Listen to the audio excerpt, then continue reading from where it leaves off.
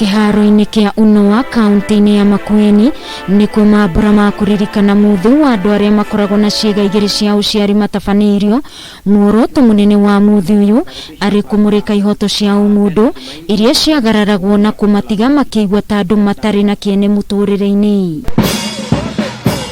Hĩndĩ ya muthi ũyũ nĩmendekithĩtie kũgĩa na mawatho mangĩ magitĩra, kuona aingĩ ao nĩmemenaga nĩ kwaga gwĩtĩkĩrĩka mũingĩ-inĩ na gũcũngĩrĩria o kũgĩa na gĩconoko, na harĩ ciana nini gũtwarwo gĩthiri nĩguo gũthĩnjwo nĩguo gũcenjio ciĩga ciao cia ũciari. The government of Kenya, the fact that the Attorney General put together the Intersex Task Force in 2017 to look into the plight of intersex children, and came up with 27 recommendations that the IPIC committee is implementing and providing leadership, still under the office of the Attorney General. I went through a lot of non-consensual, irreversible surgeries that left me, with a kind of unrepairable kind of, entities. Dr. Bernard Mugisa, ũrĩa nĩ mũrũgamĩrĩri mũnene wa rũhonge rwa kamĩtĩ ya kũrũĩrĩra ihoto cia ũmũndũ, augĩte nĩ matacũkĩtie makinya kũrũmĩrĩra mateta marĩa andũ aya manamakinyĩria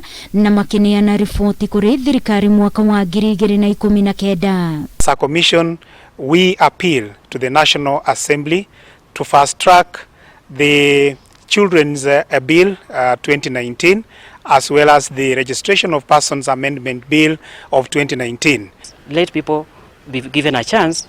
Let's grow enough to see which one is a better, intervention. Because the moment you start these medical interventions, believe you me, it's irreversible. And you don't have to look back. Kũringana na Mugisa, riboti ĩrĩa maneanire kũrĩ thirikari yarĩ ĩteithĩrĩrie thirikari na njĩra ya kũmĩhe mwerekera kũrĩa ĩngĩingĩrĩra nĩguo gũtigĩrĩra andũ ta aya nĩ magitĩrwo nĩ watho na metĩkĩrĩka kũrĩ mũingĩ, kuona ũguo nĩguo maciarĩtwo.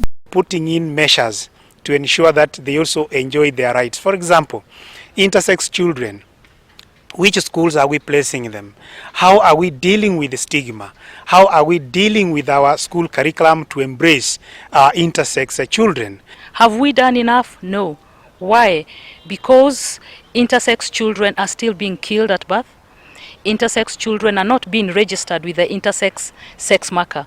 One of the things that we must fundamentally do as a government is change the definition, the legal definition of sex, so that sex means male, female and intersex. Wendi wa andũ aya maciaragwo na ciĩga igĩrĩ cia ũciari nĩ kuona nĩ metĩkĩrĩka na maga gũthutũkanio na andũ arĩa angĩ.